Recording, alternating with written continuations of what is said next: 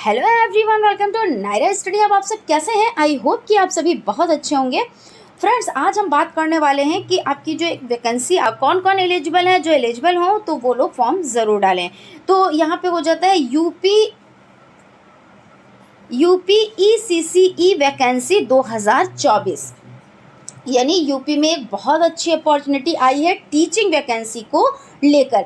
अगर एक तरह से देखा जाए तो सूखा पड़ा है वैकेंसी को लेकर। क्योंकि 2018 से कोई वैकेंसी देखने को नहीं मिली है, लेकिन जो लोग अभी बैठे हुए हैं वो ये नौकरी कर सकते हैं, यानी ये सर्विस कर सकते हैं। यूपी गवर्नमेंट की है ये। और क्या है इसमें, किसके बारे में है, किस तरह से इसमें नौकरी मिलेगी, बिना एग्जामिनेशन के नौकरी है ये। मैं आप लोगों को बता दूं पहले ही कि बिना एग्जामिनेशन के नौकरी है, इसमें आप लोगों को कोई एग्जाम नहीं देना रहेगा। ये भी मैं आपको बता देती हूँ कि मेरिट पर ये नौकरी होगी।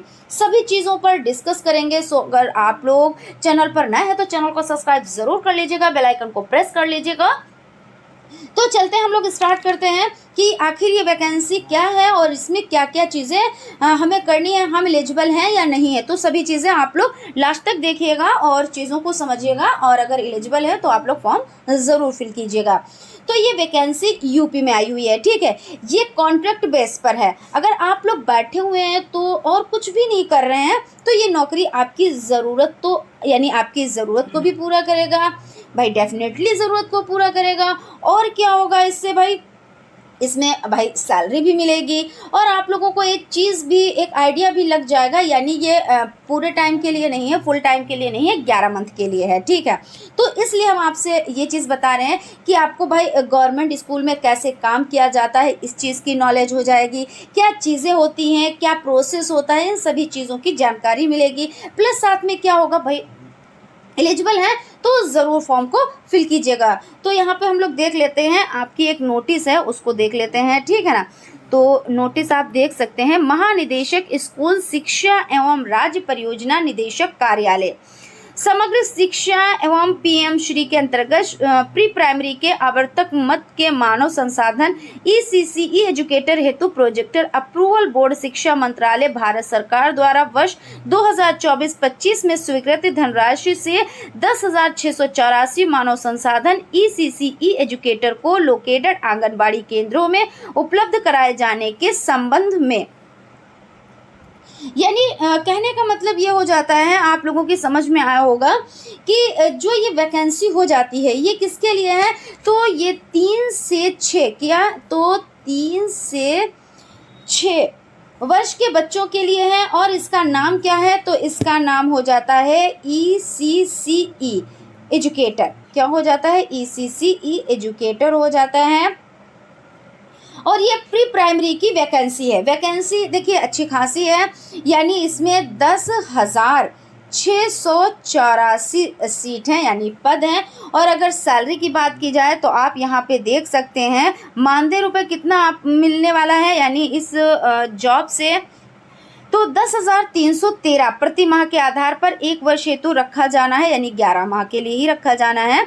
उक्त पर चयन हेतु निम्नवत अर्हताएं निर्धारित हैं। तो क्या क्या अर्हताएं हैं, पद का नाम क्या हो जाता है, ये ECCE एजुकेटर, और पदों की संख्या 10,684, नियुक्ति स्थान 75 जनपद अवस्थित को लोकेटेड आंगनबाड़ी केंद्र युक्त 10,684 विद्यालय, और नियुक्त का प्रकार संविदा आउटसोर्सिंग के माध्यम से। संविदा अवधि कितनी है, तो 11 माह है। और मानदेय कितना है, तो 10,313 प्रति माह, और PF प्लस ESI सहित है ये। और शैक्षिक योग्यता क्या इसमें होनी चाहिए, तो विधि द्वारा स्थापित एवं UG से मान्यता प्राप्त विद्यालयों से स्नातक परीक्षा गृह विज्ञान मुख्य विषय के साथ न्यूनतम 50% अंकों के साथ उत्तीर्ण की हो। यानी मुख्य विषय क्या रखा गया है, तो मुख्य विषय स्नातक में गृह विज्ञान होना चाहिए। अब आप सोच रहे होंगे कि मैम अगर गृह विज्ञान नहीं है तो फिर क्या, तो हम क्या फॉर्म नहीं फिल कर सकते, तो ऐसा कुछ भी नहीं है। देखिए हम लोग यहाँ पे बात कर लेते हैं, थोड़ी सी और डिस्कस कर लेते हैं कि ऐसा बिल्कुल भी नहीं है। यानी देखिए यहाँ पे देख सकते हैं, उत्तीर्ण की हो आरक्षित वर्गों को नियमानुसार न्यूनतम अंकों में 5% की छूट होगी। और नर्सरी अध्यापक शिक्षा NTT और सिटी नर्सरी DPSE का कम से कम 2 वर्ष की अवधि का डिप्लोमा अथवा समकक्ष योग्यता जो कि राष्ट्रीय अध्यापक शिक्षा परिषद से मान्य हो। यानी कहने का मतलब ये हो जाता है कि अगर होम साइंस नहीं है तो इसकी जगह पे NTT यानी नर्सरी ट्रेनिंग टीचर, अगर आपने ये ट्रेनिंग कर रखी है तब भी आप फॉर्म फिल कर सकते हैं। और अगर आपने ये भी नहीं कर रखा है तो DPSC किया है तब भी आप फॉर्म फिल कर सकते हैं। यानी होम साइंस तो मेन विषय रखा ही गया है। अगर होम साइंस नहीं है तो ये आपकी NTT हो जाती है, DPSC हो जाती है, ये हो तभी आप फॉर्म फिल कर सकते हैं। उसके बाद देखिए, जब आप फॉर्म फिल करेंगे, अगर एलिजिबल हैं आप, तो फॉर्म फिल करने के बाद क्या होगा, काउंसलिंग होगी। इसमें एग्ज़ाम नहीं होना है, जैसा कि हम पहले ही बता चुके हैं, एग्ज़ाम नहीं होगा, इसमें काउंसलिंग होगी और क्या होगा, आपको सीट दे दी जाएगी। और देख लेते हैं, थोड़ी सी और जानकारी ले लेते हैं। आवेदनकर्ता की अधिकतम आयु 1 जुलाई 2024 को 40 वर्ष से अधिक ना हो, यानी 40 वर्ष तक के अगर आप हैं तो आप इसमें फॉर्म फिल कर सकते हैं, इससे अधिक नहीं होनी चाहिए।